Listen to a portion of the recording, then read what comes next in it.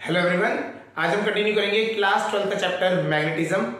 Last lecture में हमने बात करी थी magnetic field due to a straight current carrying wire, जो हमारा इस तरीके से था कि अगर एक वायर है उससे r डिस्टेंस की दूरी पे है, यहां से एंगल φ1 मान लेते हैं, ये φ2 एंगल है।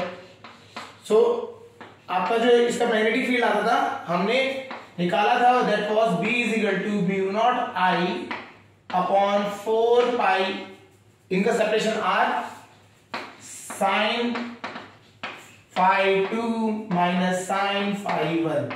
ये हमारा क्या था, magnetic field due to a straight current carrying wire, ठीक है। और फाइनाइट लेंथ, फाइनाइट लेंथ मतलब एक पर्टिकुलर लेंथ है उसकी, तो उसका ये फॉर्मूला आता था। अगर इनफाइनाइट के लिए हम बात करें तो इनफाइनाइट के लिए हमारा ये कन्वर्ट हो जाता था, ये होता था फाइनाइट के लिए फाइनाइट लेंथ, ठीक है। इनफाइनाइट के लिए यही फॉर्मूला, बस इसमें क्या होता था 2 पाई r हो जाता था, और ये बन जाता था इनफाइनाइट लेंथ के लिए, infinite length.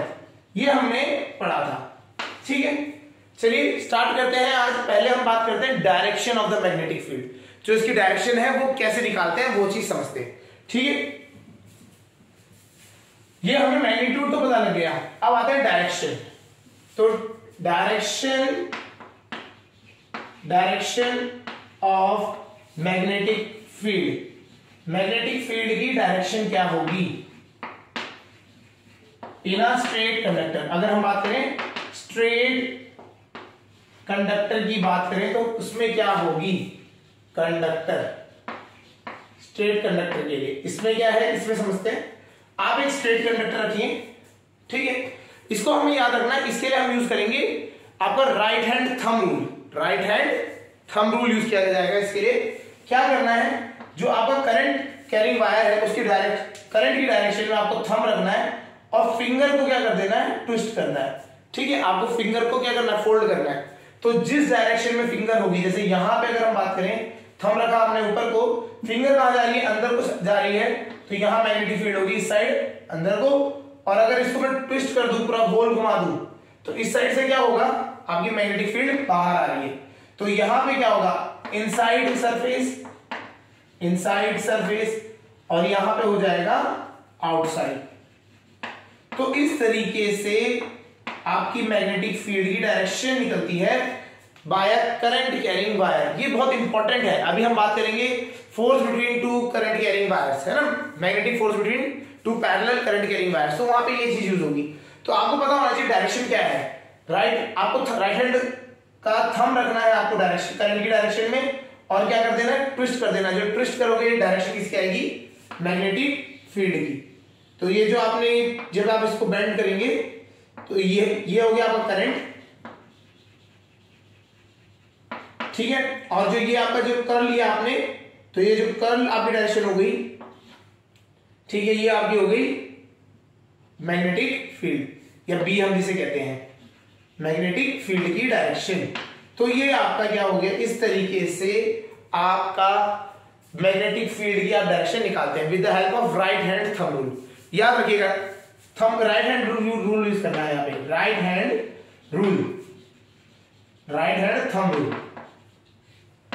Thumb rule use करेंगे, क्लियर। तो समझ आ गया होगा, एक स्ट्रेट करंट कैरिंग वायर की वजह से कितना होता है मैग्नेटिक फील्ड, ये हमें पता लग गया, उसकी डायरेक्शन क्या होती है ये हम समझ आ गया।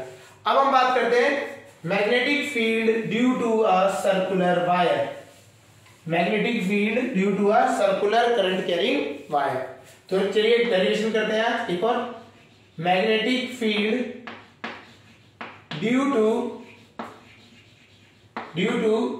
अ current carrying circular wire, current carrying circular wire, circular wire. तो करंट कैरिंग सर्कुलर वायर की वजह से कितना आपका मैग्नेटिक फील्ड क्रिएट होता है ये हमें समझना है, ठीक है। चलिए, तो क्या होगा, हमने एक करंट कैरिंग वायर मान लिया इस तरीके से, आपका इसके हमने रेडियस का हम मान लेते हैं रेडियस r। ये 3D में है, 3D में मतलब हम क्या साइड व्यू देख रहे हैं, साइड से देखेंगे तो थोड़ा सा इस तरह से दिखेगा। और हमने बोल दिया कि इस पॉइंट P पॉइंट पे हमें बताना है मैग्नेटिक फील्ड कितनी है। ये रेडियस है इसका R और डिस्टेंस हम मान लेते हैं A डिस्टेंस पे हमें बताना है कि मैग्नेटिक फील्ड कितनी है।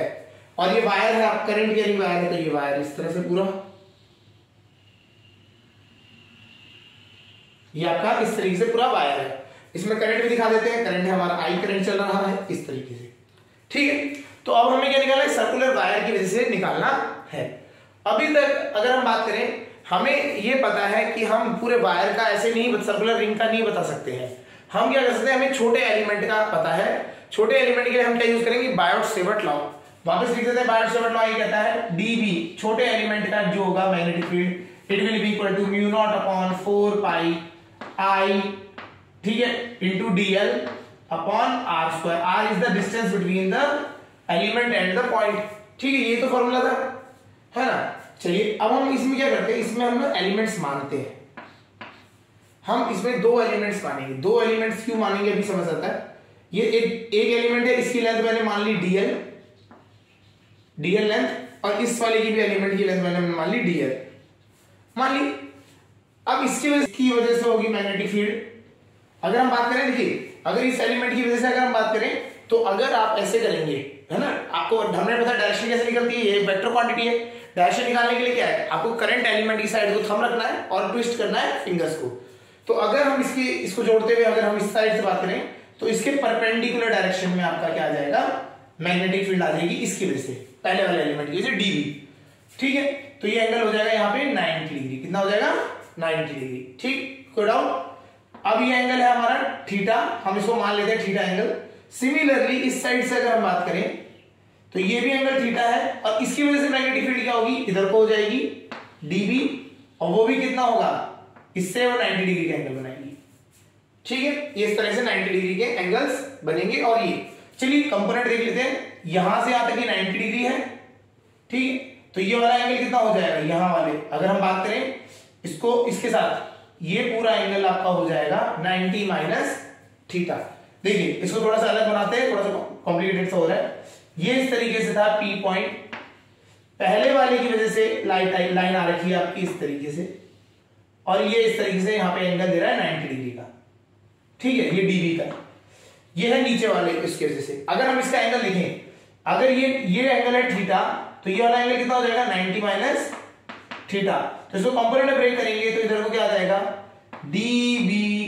जब 90 माइनस थीटा है, 90 माइनस थीटा इस साइड है, तो यहां आएगा साइन थीटा, और इधर को क्या कंपोनेंट आ जाएगा, डीबी कॉस थीटा। और सिमिलर ये आ गया। तो मतलब इस वाले कंपोनेंट के, इस वाले के दो हिस्से होंगे आपके, एक होगा डीबी कॉस थीटा, और एक इधर को होगा डीबी साइन थीटा।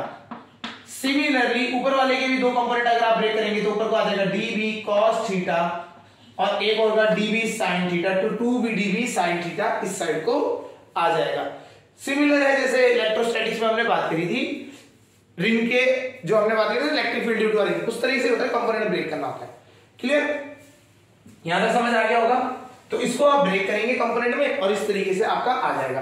तो दो एलिमेंट लेने का फायदा आप समझे, ये वेक्टर क्वांटिटी है, दो एलिमेंट लेंगे तो एक कंपोनेंट दूसरे कंपोनेंट को काट देगा। तो इसका क्या है, डीबी का जो कंपोनेंट है इस डायरेक्शन में आपका वो कैंसिल आउट हो जाएगा, बचेगा कितना, इधर वाला, ठीक है। तो 2 dB साइन थीटा यहाँ पे इसका बचा है। क्लियर हो रहा होगा। तो ये 2 dB साइन थीटा किसकी वजह से, ये दो एलिमेंट्स की वजह से। तो एक एलिमेंट की वजह से कितना होगा, तो हम यहां बोलेंगे magnetic field due to one small element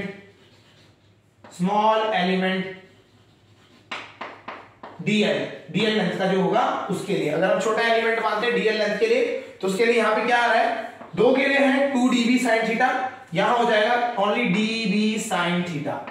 क्या हो जाएगा, dB साइन थीटा, है ना। तो ये हमारा मैग्नेटिक फील्ड का इतना बन जाएगा। क्लियर, एक छोटे एलिमेंट की वजह से, इस छोटे एलिमेंट की वजह से। अब dB की वैल्यू हम रख देते हैं। dB कितना होता है, म्यू नॉट अपॉन 4 पाई। करंट इसमें I ही चल रहा है, लेंथ इसकी dl है, और r स्क्वायर मींस यहां से यहां तक की दूरी। ठीक है, यहां से यहां तक की दूरी बतानी है।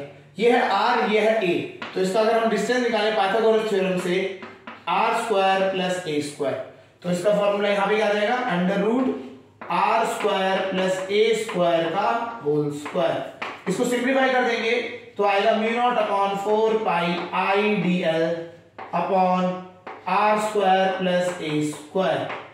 ठीक है, साइन थीटा साथ में था तो इसलिए साइन थीटा भी लिखेंगे यहां पे, साइन थीटा। क्लियर हो गया होगा। इस तरीके से आपका एक छोटे एलिमेंट का भी मैग्नेटिक फील्ड निकल रहा है। क्लियर हो गया। चलिए अब हम बात करते हैं, इसको थोड़ा सा और सिंप्लीफाई कर लेते हैं। अब आता है इसमें साइन थीटा। साइन थीटा ये एंगल है, साइन थीटा अगर हम इसका निकालें तो it will be r upon this, है ना, तो ये तो सीधा इसमें पुट कर सकते हैं। तो हमारा जो b आ रहा है छोटे एलिमेंट की वजह से db, छोटे एलिमेंट की वजह से आ रहा है हमारा एक, मतलब इसकी वजह से अगर हम बात करें तो इट विल बी, इसको डैश मान लेते हैं क्योंकि हमने db ले लिया था, it will be mu naught i dl upon 4 pi under root में आएगा, नीचे आएगा, अंडर रूट से हट चुका होगा, a square plus r square. Sine theta की वैल्यू हम यहां से डाल देंगे इस ट्रायंगल से, sine theta will be r under root r square plus a square, under root r square plus a square. ठीक है, इसको और सिंप्लीफाई कर देते हैं, बस इसको सही से लिखना ही है, mu naught i r dl upon 4 pi r square plus a square की पावर 3/2। तो ये हमारा सिंप्लीफाइड वर्जन आया किसका, magnetic field due to a simple point. एक पॉइंट की वजह से मैग्नेटिक फील्ड कितना होता है वो हमने ये निकाल लिया। समझ आ गया होगा। ठीक है, तो इस तरीके से हमने एक एलिमेंट का निकाल लिया। चलिए, तो हमें एक एलिमेंट का जब आ गया तो हम बात करेंगे पूरी रिंग की बात करेंगे। देखिए, फॉर कंप्लीट रिंग की बात करेंगे। ठीक है, कंप्लीट रिंग पूरे की, तो पूरे के लिए हम क्या करेंगे, इंटीग्रेट कर देंगे। अब इनमें से देखते हैं कांस्टेंट क्या क्या है। जो कांस्टेंट है वो बाहर आ जाएगा, इंटीग्रेशन तो जो वेरिएबल है वो रहेगा। कांस्टेंट म्यू नॉट अपॉन 4 पाई, ये कांस्टेंट है। ठीक है, आई कांस्टेंट है, रेडियस रिंग का कांस्टेंट है, नीचे ये डिस्टेंस और रेडियस ये दोनों ही कांस्टेंट है, तो a स्क्वायर r स्क्वायर क्या होगा, ये सब कुछ कांस्टेंट रहेगा। बस वेरिएबल क्या है, dl लेंथ वेरिएबल है। ये जो लेंथ है dl छोटी सी हमने मानी है, ये लेंथ आपकी पूरी एक्सटेंड करेगी। और लिमिट कितनी होगी, 0 से पूरा एक सर्कल कितना होता है 2 पाई r। इसकी कितनी लिमिट है, 0 से स्टार्ट होके और ये पूरा एक सर्कमफ्रेंस करेंगे तो 2 पाई r इसकी लिमिट है। ठीक है, चलिए dl का इंटीग्रेशन l होता है, उसकी जगह पर बस लिमिट रख देंगे, 2 पाई r रख देते हैं सीधा ही, तो आपका आंसर आ जाएगा mu naught upon 4 pi i r upon r square plus a square की पावर 3/2। इसी जगह पे बस हमने डाल दिया 2 पाई r। ठीक है, तो आपका क्या आंसर बनेगा, 2 पाई से ये कट गया, 2 बचेगा, तो आपका यहां से रिजल्ट आया। इस रिजल्ट को लिख देते हैं, रिजल्ट आ गया आपका, magnetic field is equal to mu naught upon 2 I R square, हो गया और नीचे 2 ये रहा नीचे, R square plus A square की power 3/2, R square plus A square की पावर 3/2। तो ये आपका जनरल केस बन गया। जनरल केस समझ आ गया होगा। इसमें हमने बस ये किया है, 2 पाई से 4 पाई कटा तो 2 रिमाइंडर में 2 बच गया, यहाँ पे 2 डिवाइड करने के बाद डी 2 बचता है डिविडेंड, और उसके बाद r तो है ही, r इंटू r कितना हो गया, r स्क्वायर हो गया, म्यू नॉट आई हमारा म्यू नॉट आई रह गया। ठीक है, r square plus a square की पावर 3/2 जो था वो हमने छोड़ दिया। क्लियर। तो इस तरीके से हमने अभी क्या किया, एक रिंग का निकाल लिया। अब इसके बाद आते हैं इसके अंदर केसेस बन जाते हैं। ठीक है, केसेस समझ लेते हैं। ठीक है, चलिए केसेस समझते हैं। Case number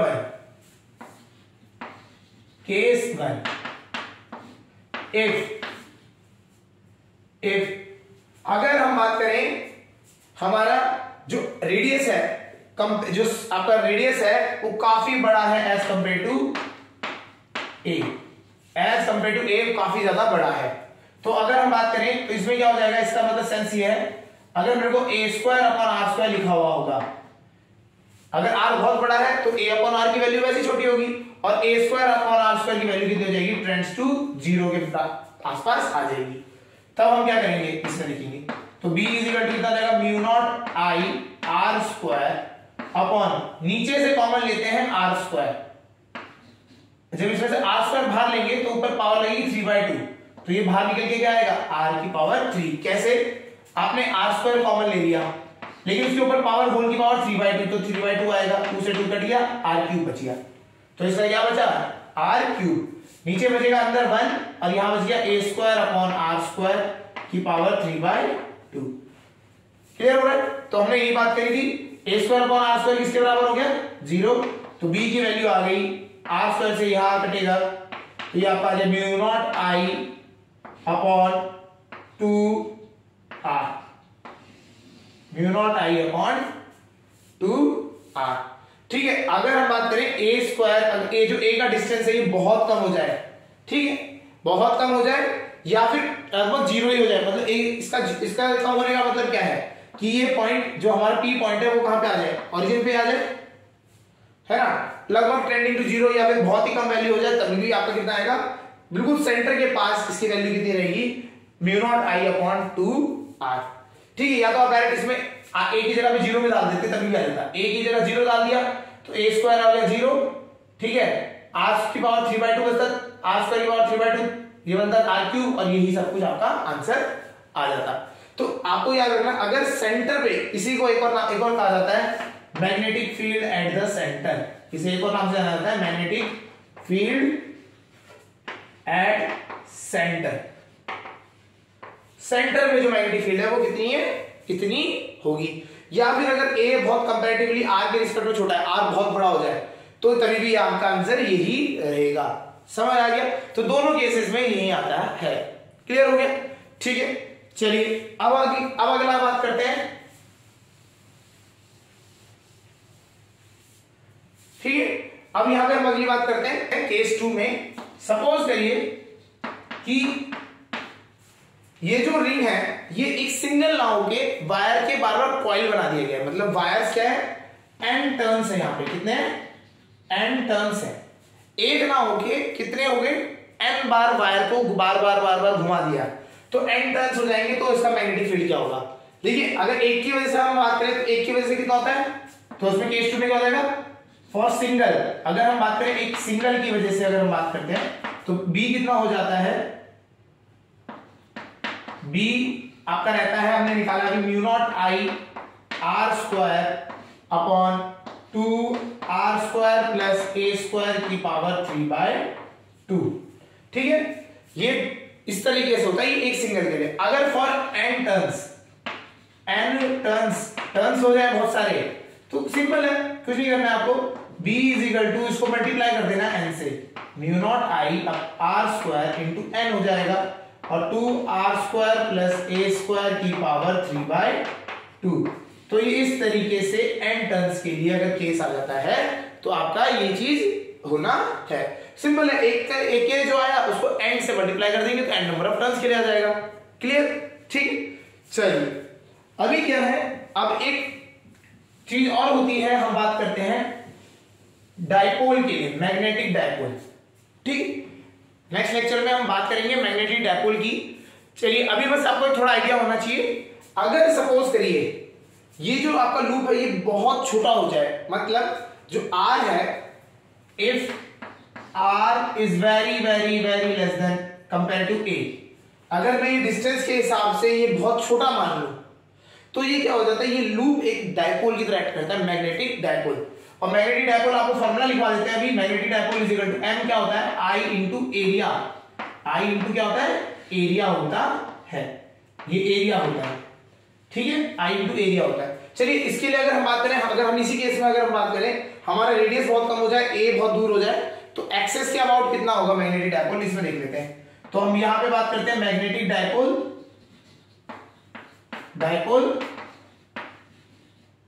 along the axis की बात करेंगे।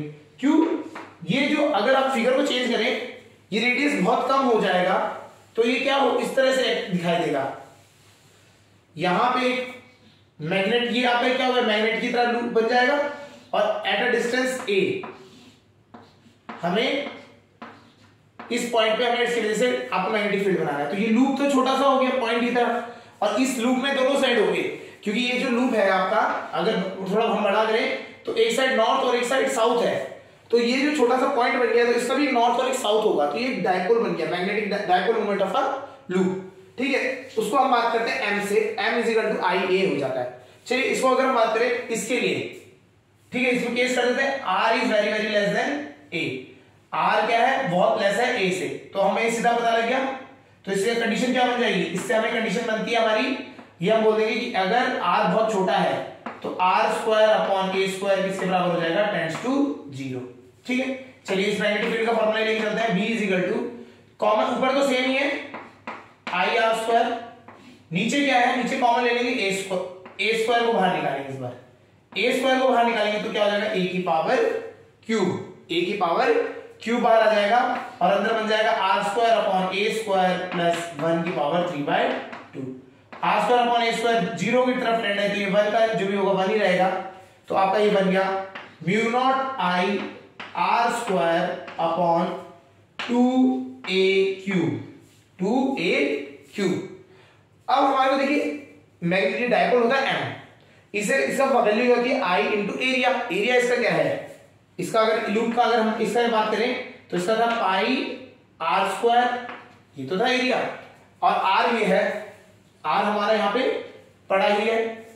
अब बस में पाई की जरूरत है, तो पाई से ऊपर और नीचे मल्टीप्लाई कर दिया, पाई से ऊपर नीचे मल्टीप्लाई कर दिया, तो ये जो आपका टर्म बना पाई r² इंटू आई, ये हो गया आपका मैग्नेटिक डायपोल। तो b कितना हो गया, μ0m अपॉन 2πa³। ठीक है, तो जनरली इस 2π में ना करके हम इसको क्या करते हैं, ऊपर नीचे 2 से मल्टीप्लाई कर देते हैं, तो ये ऐसे लिखा जाता है μ0 2m अपॉन, ये हो जाएगा 4। ठीक है, तो इस तरीके से लिखा जाता है। क्यों, आप ये 4 μ0 अपॉन 4π की टर्म में लिखते हैं, μ0 अपॉन 4π, आपने देखा ये बार बार लिख रहे हैं। बेसिकली μ0 अपॉन 4π की वैल्यू होती है, μ0 की वैल्यू होती है आपकी 4π × 10⁻⁷, और इसकी 4π से डिवाइड कर देंगे तो 10⁻⁷, तो इसकी वैल्यू हो जाएगी, अगर आपको कोई कभी आपको पूछा जाए तो what is the value of μ0 upon 4π, 10⁻⁷ tesla metre per ampere, tesla metre per ampere. ठीक है, इसको आप डिराइव भी कर सकते हैं, आपको सीधा बायोट-सेवर्ट लॉ से हम ये निकाल भी सकते हैं, ऐसा कोई प्रॉब्लम नहीं है। ठीक है, तो हमारा ये जो बना है, हमारे डायपोल की मूवमेंट अलोंग द एक्सिस, ये फॉर्मूला आपका बन गया, b μ0 upon 4π 2m upon a³, ये आपका फॉर्मूला होता है। ठीक है, नेक्स्ट लेक्चर में हम इसके बारे में बात करेंगे, डायपोल की क्या होता है, मैग्नेटिक डायपोल मूवमेंट क्या होता है, इसको हम समझेंगे अलोंग द एक्सिस। ठीक है, वो चीज रहेगी।